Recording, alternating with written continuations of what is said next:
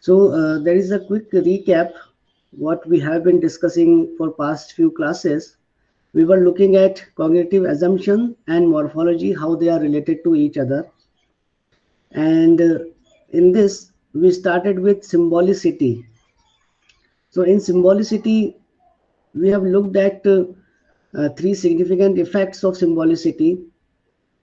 But before that, we also saw that what is a unit. So unit is either a simple or composite expression. You can here treat as a unit is a simple morpheme or a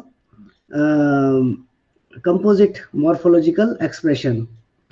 Then when you have the units in a particular list, that particular list is known as inventory. Then what is structured? That means these units, they are related to one another in some organized way. Then we have seen the structure that there are two types of structures.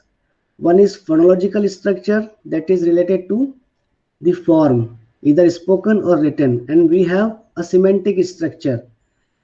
That semantic structure is known as the meaning that is associated with spoken or written form. And how these two structures are linked? These two structures are linked by a symbolic structure. So we have seen with this example cheesy. So either you can write cheesy, either you can speak cheesy. And the meaning that is associated with cheesy is basically the semantic structure. The way you write and the way you pronounce cheesy is the phonological structure, and these two structures are linked by symbolic structure. Now, three significant consequences under symbolicity we have seen.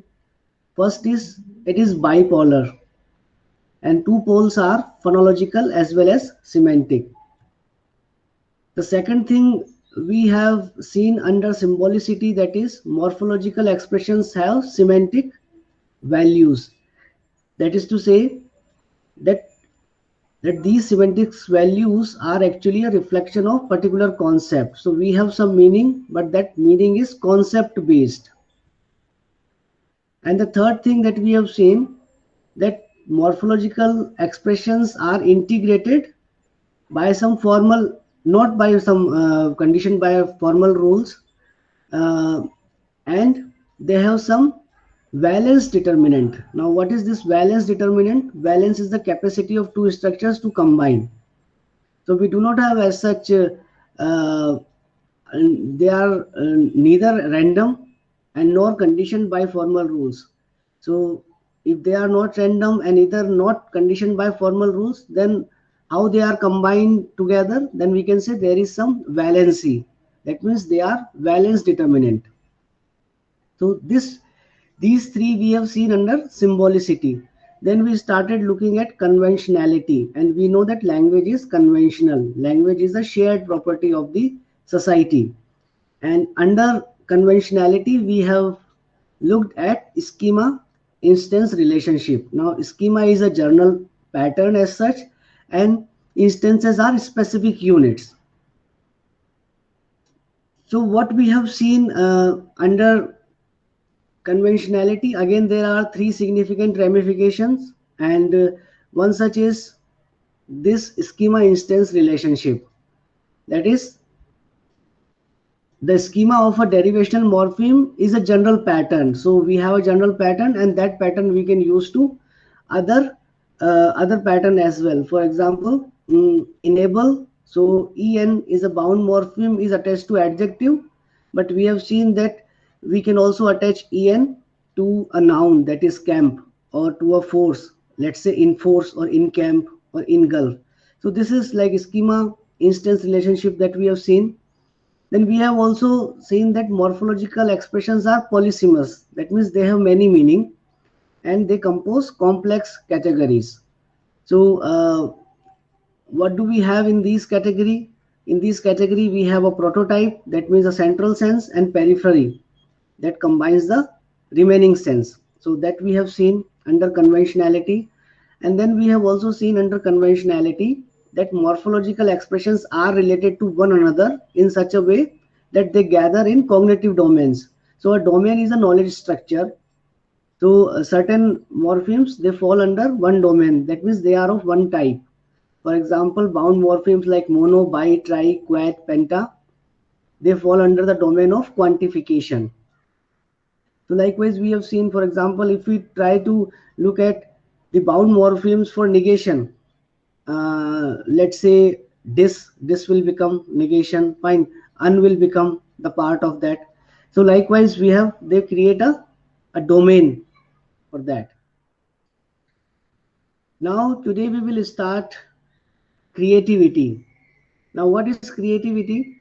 In the cognitive approach to language, grammar is considered the product of the creativity of its speaker. We know in a standard dictionary we have 1 million words, let's say, and out of those 1 million words we can make billions of sentences. So that is creativity. And when I say creativity, that means we are highlighting to the fact that we are not learning sentences to speak in a real life situation. Those utterances are spontaneous. We make those utterances according to the situation. So it is not the case that first we have learned the words.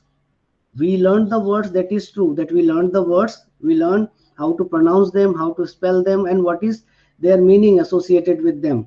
But it is not the case that we are also learning sentences. We are just combining those words so spontaneously that we create new sentences. This is creativity. Creativity is the ability of language users to coin a novel expression from a conventional expression. If I say I saw a dinosaur in my garage, that is a novel expression. So there is a possibility that you might not have heard this type of sentences in your life before. That when I say that I saw a dinosaur in my garage, but you understand very well that what I said. So this thing is known as creativity. So creativity is the ability of language users to coin a novel expression from a conventional expression, or construe the same situation in alternate ways using different linguistic expression. Let's say you have watched a movie, and you have watched a movie of 2 hours, and you are describing it to your friend.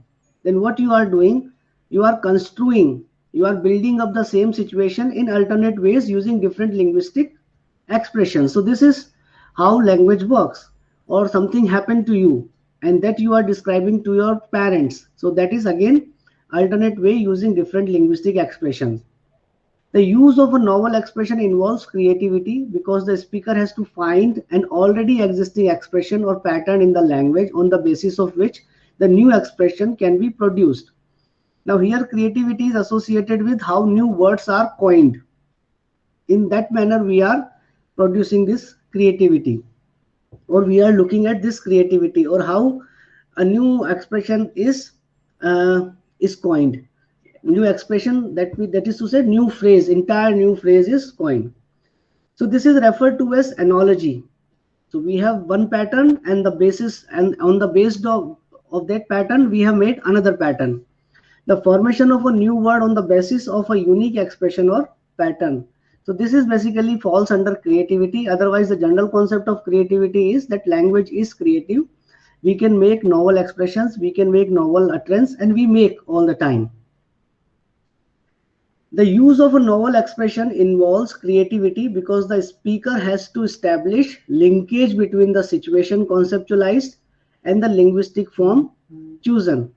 So like you have lots of jokes, and in the jokes you have the word has different meaning. For example, there is a word like pandemic. Now you have pandemic and you know the meaning of pandemic. So with pandemic you have pandemic. So pun means a word that is used differently. So from pandemic you have pandemic. That type of thing you can do. It is an example of creativity. So creativity has a twofold import. It helps one to understand the variation in the responses to a given situation by a group of speakers. It helps one to understand the variation in the responses given to a given situation by a single speaker, which is influenced by experience. So these twofold import that we have. So someone is saying you a new variant or new thing that you can also understand. At the same time, you can also reply in a new manner. So both these things are associated with creativity. In the cognitive view, language is an integral part of human cognition. That means with language we can cognize things. So if you are thinking about something, that means through language you are able to cognize that thing. You are planning for your future. You are thinking about something that happened 2 years back in your life. So whatever you are doing, it is because of language, because you think in language. That is the meaning, that language is an integral part of human cognition. Consequently, the speaker is endowed with mental abilities which facilitate conveying new meanings or communicating new ideas. For example, on the basis of a word like playmate, so someone who is playing with you is your playmate, like play friend type of thing. The speaker creates words like classmate, flatmate, roommate, workmate, and so on. So wherever, like, this is this type of creativity we already have, and we use these words like he or she is my classmate, he or she is my flatmate, roommate, workmate. This we use. So again, this type of creativity that we have. Now we will look at the assumption of creativity has three significant repercussions, three significant effects that we have. Morphological expressions are the outcome of cognitive operations. So in the uh, in the cognitive assumption and morphology, we believe that we have morphological expressions and they are the outcome of cognitive operations, because we have seen this schema instance relationship. We have seen that how we create a general pattern, and then the general pattern is applicable to specific instances as well. We have seen the example of enable, and how en of enable is used in engulf and enforce. So that type of thing we have seen. Processes which describe capabilities of the mind or functions of the brain in producing and interpreting morphological expression. So that means, like, when we use these morphological expression with a new type of expression, our mind interprets correctly that okay, whether this type of use is okay or not. Mental abilities include general operations like derivation and compounding, within which particular ones like categorization, configuration, and conceptualization take place. To take a concrete example from a word like neo-baroque, neo means like new, baroque. So baroque is a style, new baroque, in which neo means new or recent. Expressions such as neo-classical, so again with classical we are using neo. Neo-colonialism, we are using neo-fascist, neo-populism, neo-realist, and so on have been derived. So that means, like, you know what is classical.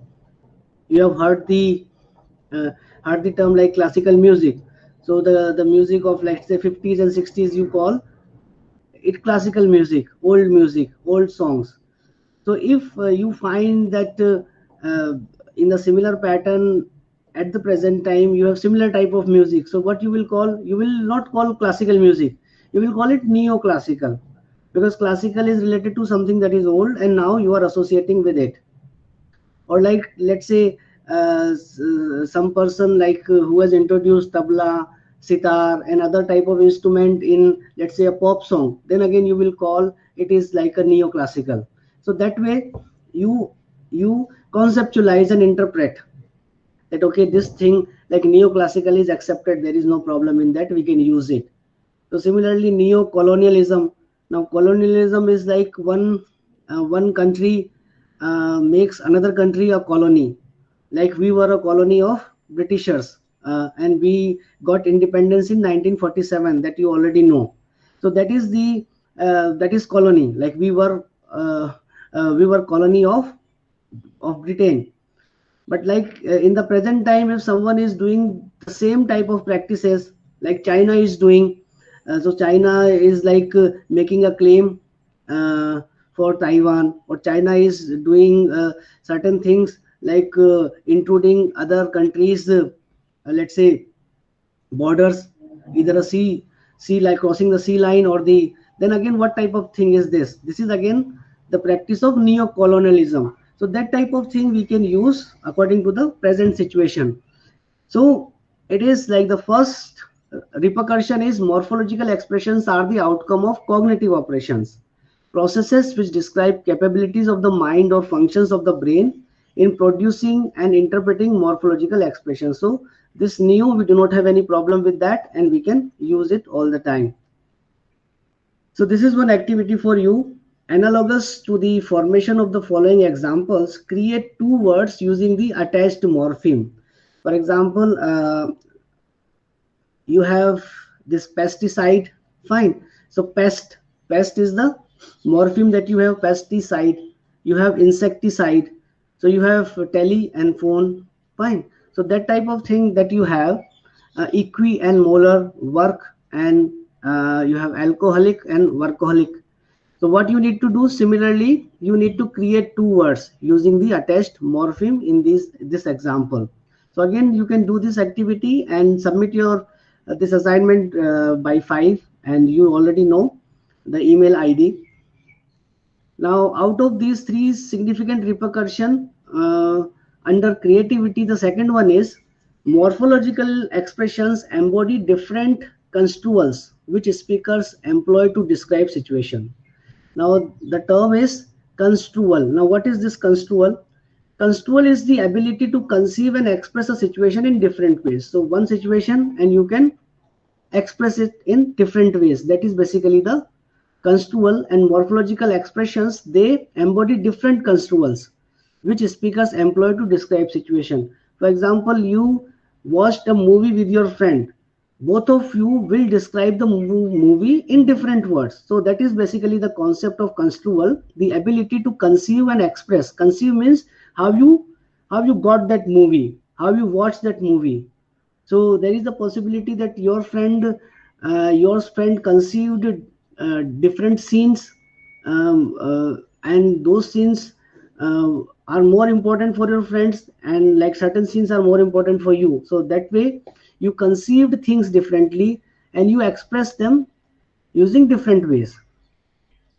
Morphological expressions differ in meaning depending not only on the entities they designate, but also on the construal employed to describe the scenes. Construal allows the speaker to describe the same content in different ways. To offer a concrete example, the free morpheme person, now person is the free morpheme, can take such bound morpheme as able, personable, or personal, fine. So you can take this. In each formation, the scene is construed differently. For example, what is personable is not what is personal.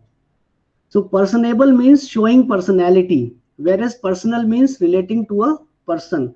So that is the thing that is known as construal here in the morphological sense, that once you attach a bound morpheme to a free morpheme, then that particular word is conceived differently, fine. So whatever is let's say happiness is not happily, fine. So that type of thing that we are trying to make. So here what you need to do in the second activity, in the following morphological expression, the morpheme graph is construed as different form of writing. So you need to describe the meaning of graph in these examples, like what is graph in telegraph, what is graph in autograph, what is graph in holograph, what is graph in pictograph, and what is graph in monograph. That is the thing that you need to do. You can consult dictionaries online, offline, and then you need to write the answer. And again, you can submit the same answer by 5 today, and the email ID you already know. Now, the three significant repercussion under creativity, and the third one is morphological expressions are not synonymous, even if they share the same source. So now this is quite important thing, that they are not synonymous. They are not synonymous. Synonymy, you know that you have the similar type of meaning, because you can't have the same type of meaning. You always have a similar type of meaning. So two words are synonymous because they are not same, but they are similar. Synonymy refers to the state of equivalence. So again, the valency is important here. And we have studied under valence, like how two things combine together. So equivalence, like equal valency that we have in meaning. Rather than being regarded as substitute, so they can't be substituted.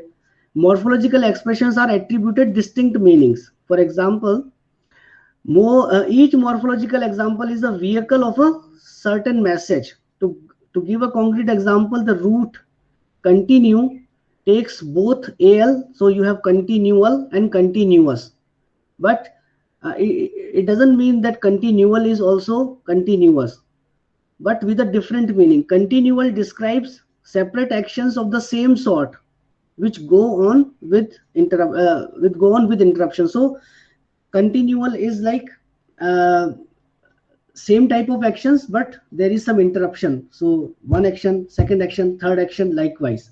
Whereas continuous describes one action that goes on without interruption. So it is a one action and it goes on like this. That is continuous.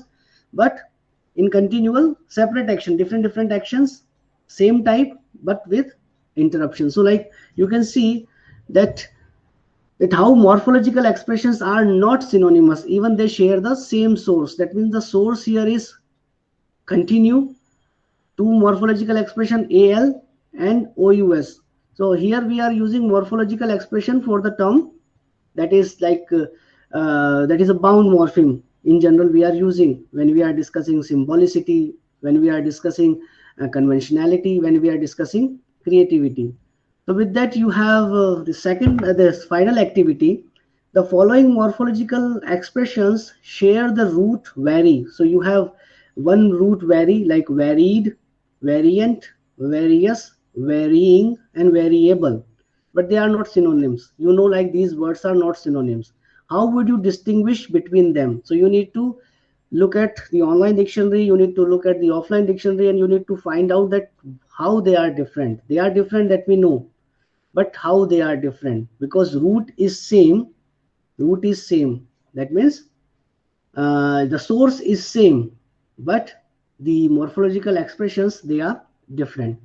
So I stop here, and if you have any doubt or question, you can raise your doubt or question. I'll try to provide an answer to that. And I'm sorry that there was some interruption due to the network problem I am facing.